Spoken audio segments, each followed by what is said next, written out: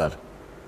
काही लोकांशी अगदी मनापासून गप्पा मारायच्या असतात, त्यांच्याकडनं त्यांचे विचार ऐकून घ्यायचे असतात, त्यांच्याकडनं खूप शिकण्याची इच्छा असते, पण त्याला योग्य वेळ यावी लागते आणि तसंच काहीसं ते नियतीच्या मनात असतं तसं घडतं आणि तसंच काहीसं आज आमच्याही बाबतीत घडलेलं आहे. आणि आज आम्ही अशा एका माणसाशी बोलण्यासाठी आलेलो आहोत, त्यांच्याकडनं खूप ऐकण्यासाठी आलेलो आहोत आणि ते शिकण्यासाठी आलेलो आहोत. आणि आजचा दिवस सुद्धा तसाच खास आहे आणि ते नाव आहे विनायक खेडेकर.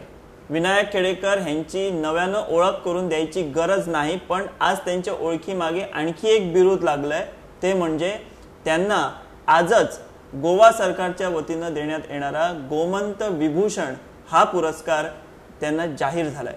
विनायक खेडेकर यांना पद्मश्री याआधी मिळालेला आहे आणि आज आणखीन एक मानाचा तुरा त्यांच्या या शिरपेचात आलेला आहे, तो म्हणजे गोमंतक विभूषण. सार्थ व्यक्ती आणि सार्थ असा सन्मान आज सरकारच्या वतीनं झालेला आहे आणि याच अनुषंगानं हा पुरस्कार जाहीर झाल्यानंतर आम्ही आलेलो आहोत त्यांच्याशी बातचीत करण्यासाठी.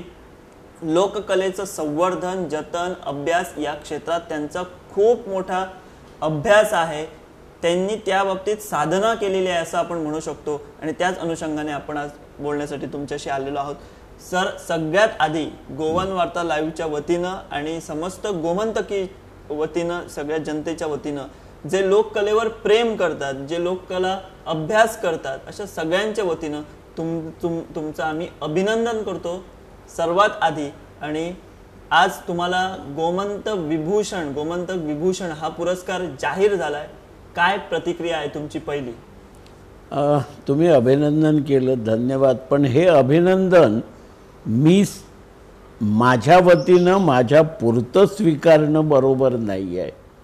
ज्या लोकांनी म्हणजे अगदी पेडणे, काणकोण, सत्तरी सगळ्या भागातल्या, ग्रामीण भागातल्या, ग्रामीण आणि वन्य अशा ज्या लोकांनी या कार्यामध्ये आतापर्यंत मला मदत केली, कारण गोव्याच्या खेड्या वाड्यातून फिरत असताना अनेक माणसं मला भेटली, स्त्री पुरुष वेगवेगळ्या प्रकारचे, वेगवेगळ्या जाती जमातींचे, वेगवेगळ्या धर्माचे, आणि या सगळ्यांनी गोव्याची लोककला आणि गोव्याची लोकसंस्कृती या संबंधात मला जी माहिती दिली, त्या सर्वांच्या वतीनं या गोमंत विभूषण पुरस्काराचा मी स्वीकार करतो आहे. ह्या माझ्यासाठी नाही आहे, मी मानतोय की हा त्यांच्यासाठी आहे आणि हा एक व्यक्ती पाहिजे म्हणून माझ्याकडे आलेला आहे आणि याबद्दल आनंद आहे निश्चितपणे. तुम्हाला आधी पद्मश्री पुरस्कार जाहीर झालेला आहे, आता गोमंत विभूषण हा तुम्हाला पुरस्कार जाहीर झालाय. तुम्ही म्हणता की एक व्यक्ती म्हणून तुमची निवड झालेली आहे, कोणाला तरी द्यायचं असतो, पण हे तुमचं मोठेपण आहे. तुम्ही एवढं मोठं कार्य लोककलेच्या या क्षेत्रात केलेलं आहे. मी जसं आधी तुमच्याशी बोललो, मोकळे ढाकळेपणानं मला तुम्हाला प्रश्न विचारायचे आहे, तुमच्याशी बोलायचं आहे. सुरुवात कशी झाली? ह्या तुमची आवड म्हणून सुरुवात झाली होती, छंद म्हणून सुरुवात झाली होती का ह्याच्या मागून एक विचार होता लोककलेसंदर्भात, त्याचा अभ्यास करण्यासंदर्भात, ती जाणून घेण्यासंदर्भात? कसे तुम्ही ह्या कलेकडे किंवा या अभ्यासाकडे कसे वळलात? नाही, मुळात काय झालंय की मी ग्रामीण भागात पौरोहित्य करणारा अशा एका कुटुंबात माझा जन्म झाला आणि साहजिकच मला आठवतोय जो प्रसंग असा आहे की वयाच्या साधारण 12व्या वर्षी एका जवळच्या वाड्यावरती, सावईवेर या गावात माझा जन्म, तिथं एका जवळच्या वाड्यावरती कोळवाडी लोकांच्या जमातीमध्ये एक लग्न लावायचा प्रसंग माझ्यावरती आला. वडिलांनी सांगितलं मला, मी म्हटलं मला बाकी सगळं माहिती आहे, पण सिक्वेन्सेस त्याचं कशानंतर काय करायचं हे मला माहिती नाही आहे. त्यांनी मला सांगायला सुरुवात केली, लिहायला वगैरे, आणि चटकन म्हणाले, अरे तू काळजी करू नकोस, तिथं एक बाई आहे, ती धवळा गाते, धवळा म्हणजे लग्नगीत, तर ती गाणार आहे, ती जसं जसं गाते तसं तसं तू करत जा. आणि मला कमाल वाटली की भट करी भटपण बापा करी कन्यादान, असं म्हटलं की मी कन्यादान करायचं. माय मामाचे सुने गुणाचे सांडे पावलाय म्हटल्यानंतर मी सप्तपदी करायची. अशा पद्धतीनं तो लग्नविधी पार पडला. पण त्यावेळी त्या धवळा या गीतानी मनात केलेलं घर मला वाटतं अजूनही कायम आहे. आणि तिथून लोककला या विषयावरती किंवा म्हणजे लोककला असं आपण हा अतिशय म्हणजे ज्याला खूप मोठा आयाम आहे. लोककला असं आपण म्हणतो त्याच्यामध्ये संगीत, नृत्य, नाट्य, चित्रकला, शिल्पकला, रांगोळी अशा अनेक गोष्टी त्यामध्ये अंतर्भूत आहेत. परंतु मुख्यतः ज्याला आपण प्रयोगात्मक लोककला किंवा परफॉर्मिंग आर्ट्स असं आपण ज्याच्यासाठी शब्द वापरतो त्यामध्ये अधिक रस निर्माण झाला. मग मी खूप ऐकलं. मग पुढल्या वर्षात मी सारखा त्याच्याच मागं होतो. शिगमा सुरू झाला की ते जती कशा गातात, काय वाजवतात वगैरे हेच सगळं चालू होतं. आणि हे नेमकं कसं काय घडलं हे मीही नाही सांगू शकणार. पण त्यानंतरचा एक प्रसंग मला या सगळ्या ह्याच्यामध्ये मला वाटतं 57, 58 वगैरे 1958, 59 असा काहीतरी काल आहे. तर त्यामध्ये मी मुंबईहून येत होतो आणि 6 वाजता सीमा बंद व्हायची पोर्तुगीजांच्या ह्याच्यामुळं. आणि मला आंगडी नावाच्या शेजारच्या एका गावात रात्री मुक्काम करावा लागला. आणि तिथे एक खेळ सुरू होता बाजूला कुठंतरी. मी रात्रभर तो खेळ बघत होतो. आणि काही लिहिलं मी त्यावेळी. नोट्स असा आपण जो शब्द वापरतो म्हणजे तिथून खरी माझ्या मते माझ्या एकूण अभ्यासाला खरी सुरुवात तिथून झाली. आणि त्यानंतर मग साहजिकच जिथं जिथं जातो तिथं माझा सांगाती लोकसंस्कृती लोककला हाच होता. मग त्याच्यामध्ये असं लक्षात आलं लोककला या लोकसंस्कृतीपासून, असं लोकसंस्कृती म्हणण्यापेक्षा संस्कृतीपासून वेगळ्या काढता येत नाही.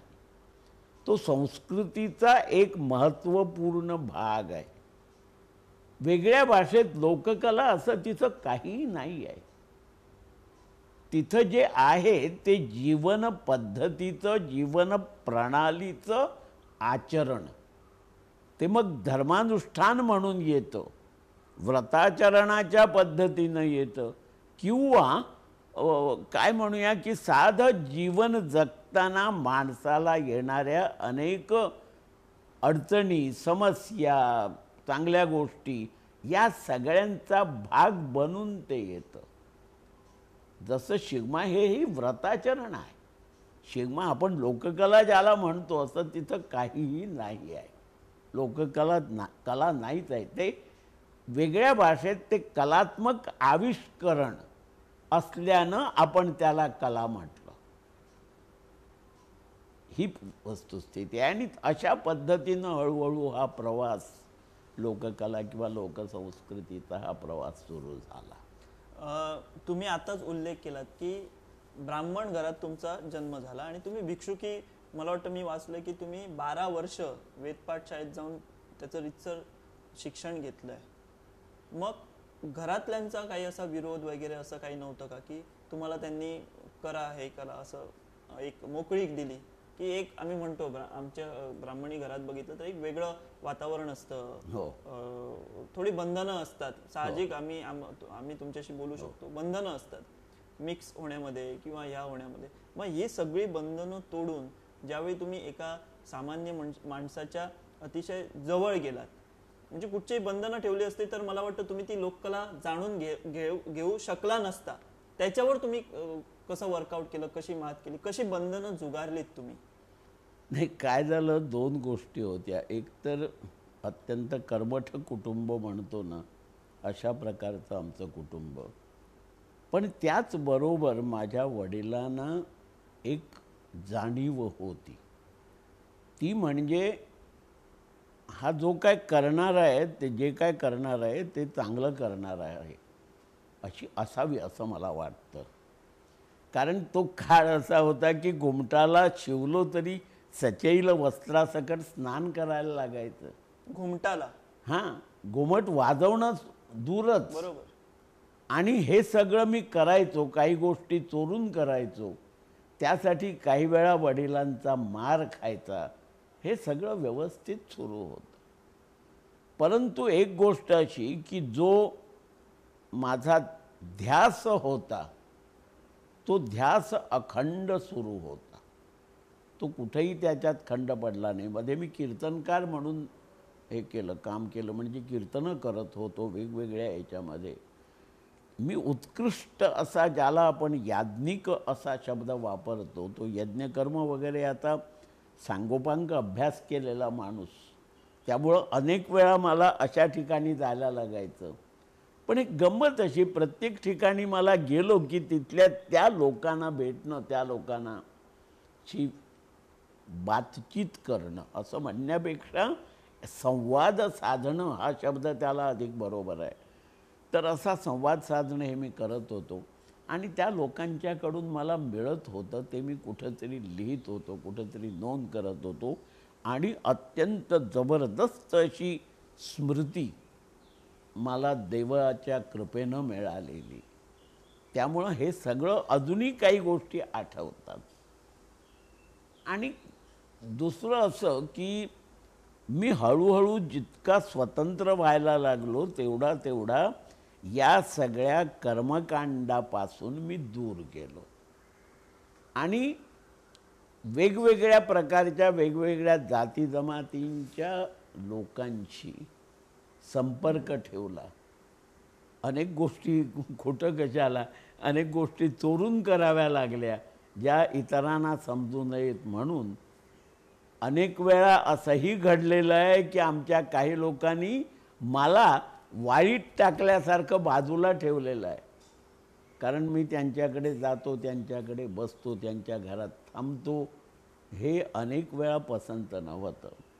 परंतु एक गोष्ट अशी घडली, साधारणतः मला वाटतं 1970च्या दशकापासून मात्र मी ही सगळी बंधनं झुगारून गेली.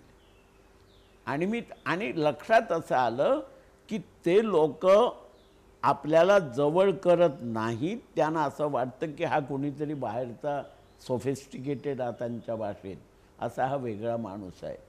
ज्यावेळी त्यांच्या चंचीतलं पान काढून खायला सुरुवात केली त्यावेळी त्यांना असं वाटलं हा आपलाच माणूस आहे. आणि मग मी त्यांच्यामध्ये राहून, म्हणजे रात्र तिथं राहिलेलो आहे, ते बघितलेलं आहे. हे सगळं नंतर मात्र 1970च्या दशकापासून मी मोकळा झालो या सगळ्या. आणि कला अकादमीत आल्यानंतर तर कसलाच हे नव्हता. मग मी पूर्णतः स्वतंत्र होतो. आणि या कर्मठपणाला बाजूला ठेवण्यात मला यश मिळालं असं मी म्हणतो.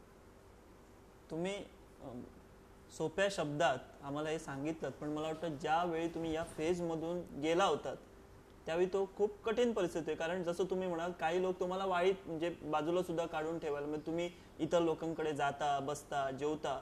पण मला वाटतं हेच कुठेतरी तुम्ही ते आपले पण निर्माण केलं म्हणून आज तुमच्याकडे एवढा हा ज्ञानाचा भांडार आहे किंवा तुम्ही ते सगळं शिकू शकला. अजून सुद्धा आमच्या समाजात तशी एक वेगळी दृष्टिकोन अजून बाळगून लोक आहेत. तर तो दूर झाला पाहिजे असं वाटतं तुम्हाला कुठेतरी? ती बंधनं जर दूर झाली तर माणूस मोकळेपणानं जगू शकतो, वावरू शकतो, नवीन गोष्टी शिकू शकतो, असं वाटतं तुम्हाला?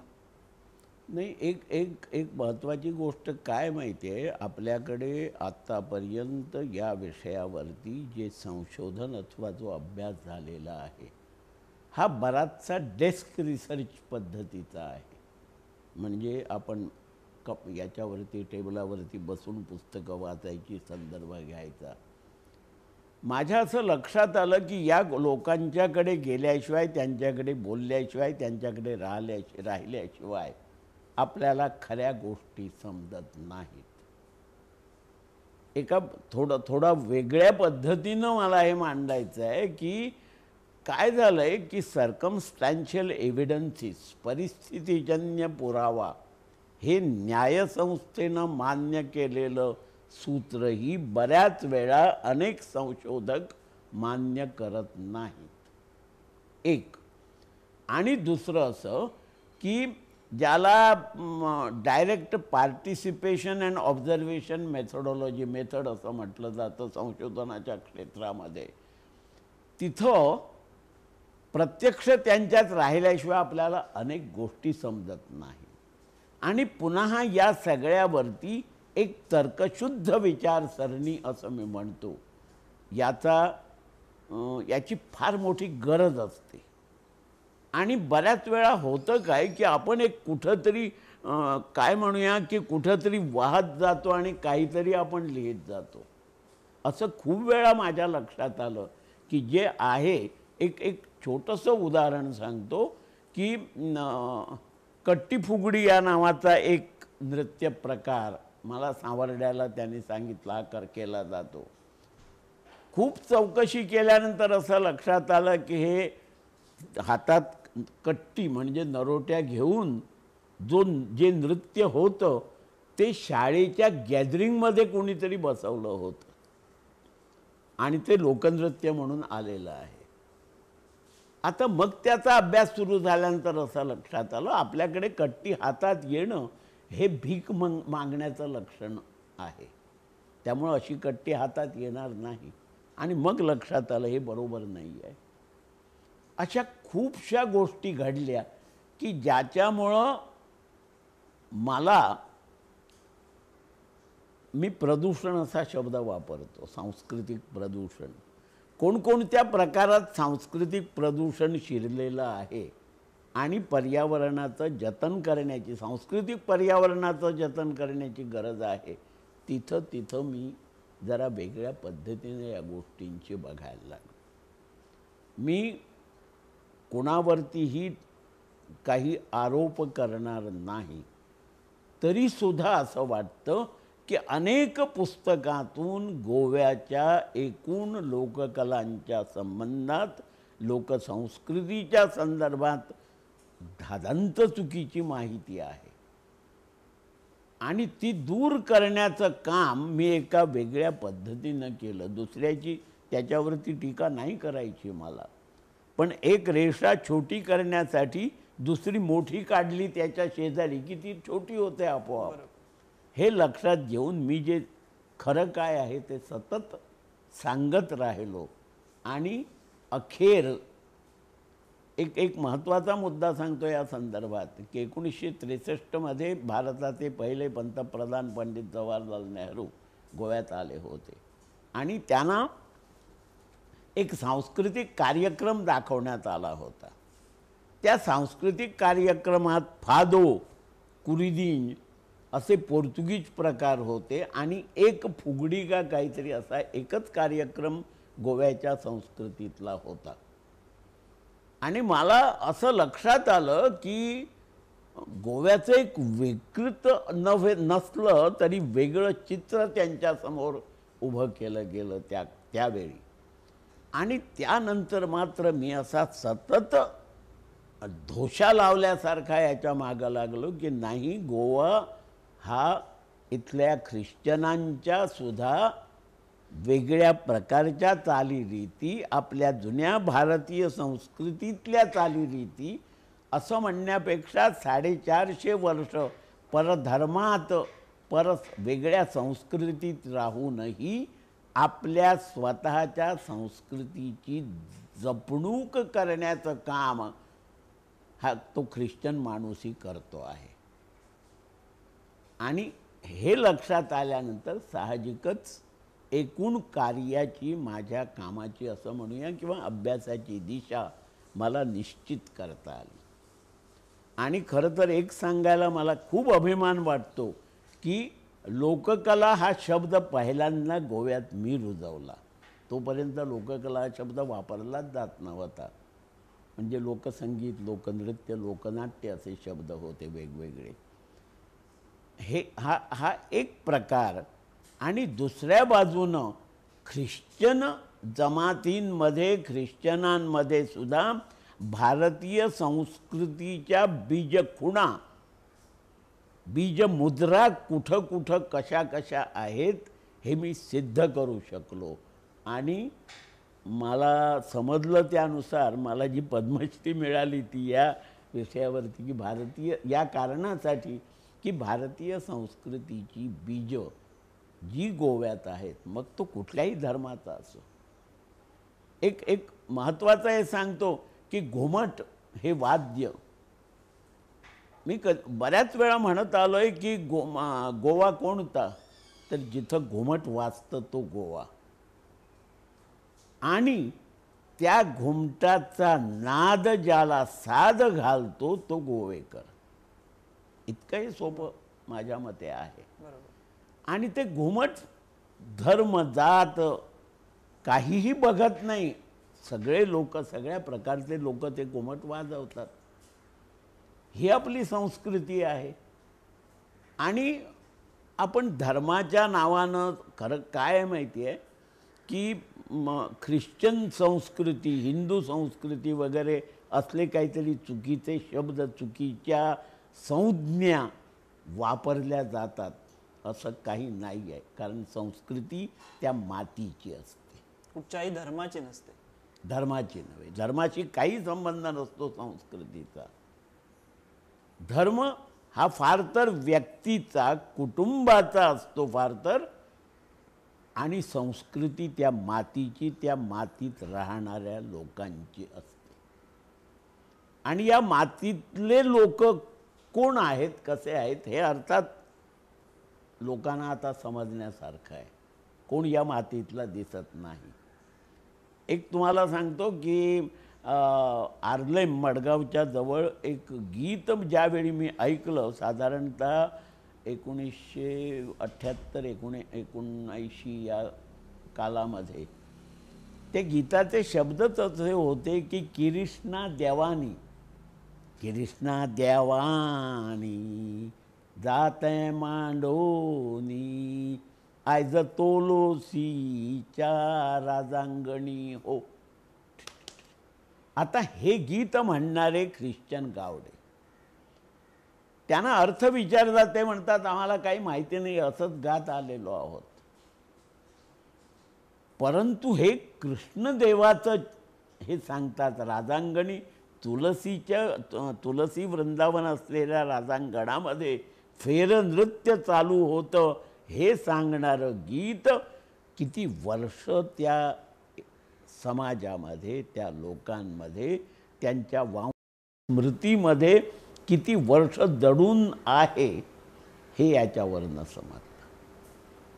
आणि पुढली सगळी वाटचाल असं म्हणूया सुरू झाली ही या पद्धतीनं सुरू झाली. सर तुम्ही या लोककलेच्या अभ्यासासाठी ती जाणून घेण्यासाठी अनेक गावामध्ये फिरलात तुम्ही म्हणून तुम्हाला ती मिळाली. म्हणजे ते गोव्यातले गाव असतील किंवा तुम्ही आंगडी सारख्या गावाचा उल्लेख केला जिथं खऱ्या अर्थानं तुमच्या संशोधनाची सुरुवात झाली किंवा तुमच्या त्या कामाची सुरुवात झाली. असे काय अनुभव आले या गावागावामध्ये फिरताना, तिथल्या माणसांना भेटताना, त्यांच्याबरोबर गप्पा गोष्टी करताना गोवेकर आणि लोककला ह्यांचा किती घट्ट संबंध आहे असं तुम्हाला काय जाणवलं ते तुम्ही आम्हाला सांगू शकता? नाही, गोव्याच्या खेड्यावाड्यामध्ये म्हणजे मला असं वाटत नाही एखादा दुसरा गाव राहिला असेल की जिथं मी गेलो नाही. बरोबर. कारण एक विचित्र सवय लागलेली होती. एक कुठला रस्ता सापडला की तिकडे जायचं, नवीन रस्ता सापडला त्या गावाड्यावर जायचं, त्या लोकांना ऐकायचं भेटायचं. एक लक्षात असं आलं की आपला जो ग्रामीण समाज आहे साधारणतः 80% तरी हा ग्रामीण समाज आपल्या जुन्या परंपरा, जुन्या श्रद्धा, जीवनमूल्य, भ्रम आणि विश्वासही यांची जोपासना करत होता. त्या पद्धतीनं वागत होता. नंतर खूप बदल झालेला आहे अलीकडे, परंतु अजूनही ते आपल्या मूल रूपातील ज्या काही अनुष्ठानात्मक आचरणाच्या विधिरूपांमध्ये ते सतत जोडले गेलेले दिसत आहेत. आणि एक असं लक्षात आलं की आपला माणूस हा अत्यंत साधा आहे, अत्यंत पापभीरू आहे, तेवढाच प्रामाणिक आहे. एक दोन गोष्टी सांगितल्या तर तुम्हाला गंमत वाटेल, पण ते सांगायला हव्या तशा आहेत. बरोबर. ज्यावेळी या खेड्यावाड्यातल्या लोकांना मी बघतो त्यावेळी असं लक्षात आलं, आणि हे मी अगदी अलीकडे म्हणजे 20व्या शतक संपून 21वं सुरू होईपर्यंत तरी मी सांगत होतो, ते म्हणजे दारू पिऊन झिंगणारा आणि रस्त्याच्या कडेला पडणारा माणूस गोवेकर नाही हे निश्चितपणे समजावं. तो गोवेकर असू शकणार नाही. केळं खाऊन त्याची साल रस्त्यात टाकणारा, रस्त्यात मध्ये थुंकणारा गोवेकर तुम्हाला सापडणार नाही. आणि याच्यानंतर त्याच्या पुढं असं जाणवलं की सुनेचा छळ करणारी सासू, जे बाहेरच्या प्रदेशामध्ये होतं म्हणजे सुनेचा छळ करणं, तिला जाळणं मारणं वगैरे असलं काही, तर हे सुनेचा छळ करणारी सासू गोव्यात नव्हती. आणि एक लोकगीत जे 70च मी ऐकलं आणि मला कमाल वाटली. त्या गीताच्या अनुषंगानं मी शोध घ्यायला सुरुवात केली सामाजिक स्तरावर. ते तुम्ही म्हटलंत मगाशी, खेड्यावाड्यामध्ये फिरताना अनेक ठिकाणी मी असे प्रश्न विचारत होतो की इथं कुणास तुम्ही सुनेचा वगैरे कसे मानानं वागवता काय, किंवा सून काय म्हणते, सुनेला काय वाटतं सासराबद्दल. तर तिथं जे गीत मिळालं ते शेत मजे डोंगरी वो, शेत मजे डोंगरी वो, चित्त मजे मायेरी, आई माझा उघडाच करी गो, लेक मजी एकटी, नाही आई एकटी नाही, सासू आहे संगटी. ख्रिश्चनांमध्ये, ख्रिश्चन बंधूंमध्ये जे सासू माय आणि सासू पाय, माय म्हणजे आई आणि पाय म्हणजे वडील, ही जी संकल्पना आहे, ही संकल्पना ही या मातीची देण आहे. आणि या सगळ्या फिरण्यामध्ये मला असं समजलं की गोव्याची एकूण जीवन प्रणाली ही इतर कुठल्याही प्रांतापेक्षा वेगळी आहे. हां, थोडासा म्हणण्यापेक्षा बराच गोवेकर पोर्तुगीज भाषेत सुशेगाद म्हणतात ना, तसा तो थंड आहे. तो विनाकारण कष्टही करायला जाणार नाही, पोटाला मिळालं ना पुरे, ही त्याची भावना आहे. पण असं असून सुद्धा कलात्मक आविष्करणामध्ये त्याला असणारी रुची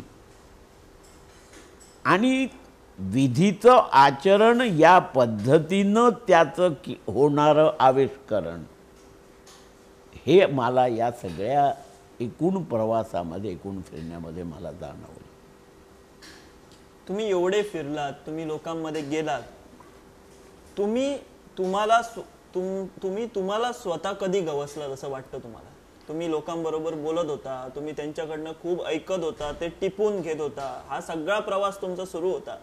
या सगळ्या प्रवासात तुम्हाला स्वतःला कधी जाणून घेतलं, किंवा कधी तुम्ही स्वतःला जाणवलं तुम्हाला की बाबा आपण कोण, आपण एवढं करतोय, कुठची अपेक्षा नाही, एक आवड, आणि मग तुमचा तर तो एक ध्यास बनला. ह्या टप्प्यापर्यंत तुम्ही कधी पोचलात की बाबा आपण जे काय करतो ते काही फायद्याचं नाही किंवा याचं नाही, पण तो एक ध्यास आहे म्हणून आपण करतो, आणि आपण ते का करावं? नाही, खरं काय झालं सांगतो तुम्हाला. मुळात ही 1963 मधली मगाशी जी घटना मी सांगितली, त्यानंतर मला सतत असं जाणवत आलं की आता मला ठामपणे कुठंतरी उभं राहिलं पाहिजे आणि लोकांना सांगितलं पाहिजे की ही गोव्याची संस्कृती आहे, ही आमची माती आहे, या मातीचं देणं आपण पोचवायला पाहिजे. आणि साधारणतः मला असं वाटतं कला अकादमीत असेपर्यंत तरी मी स्वतःला शोधतच होतो. तुम्ही विचारलं की मी कोण, हा प्रश्न सतत मला छळत होता. आणि मला वाटतं स्वतःबद्दलचं ज्ञान, मी वेगळ्या भाषेत म्हणतो, मला काय समजत नाही हे समजायला लागलं उशिरा. परंतु ते लागल्यानंतर मात्र मी एका विशिष्ट पद्धतीनं काम करायला सुरुवात केली, जे आजही चालू आहे. आणि या सगळ्या प्रवासानंतर लोककला लोकसंस्कृती हा जो माझा ध्यास होता तो श्वास कधी झाला हे मलाच समजलं नाही. आज मी अन्न संस्कृतीवरती आत्ता काम करतो आहे, गोव्याची अन्न संस्कृती.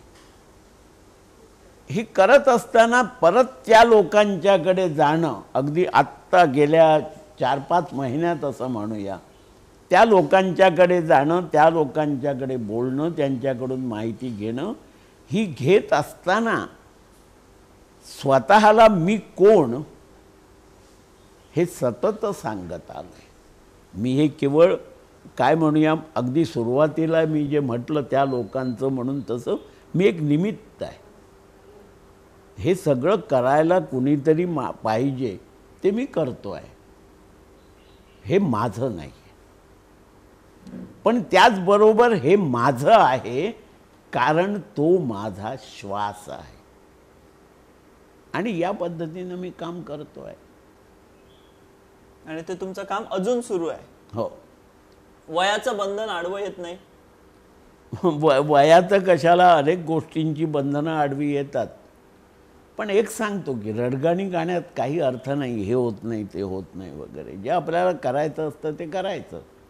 आत्ता या क्षणाला वयाबरोबर असं म्हणूया का कोणदाने, पण माझ्या सांगाती माझा ऐकण्याची समस्या माझी या गेल्या 4-5 महिन्यात थोडी नजरेचीही समस्या आहेत.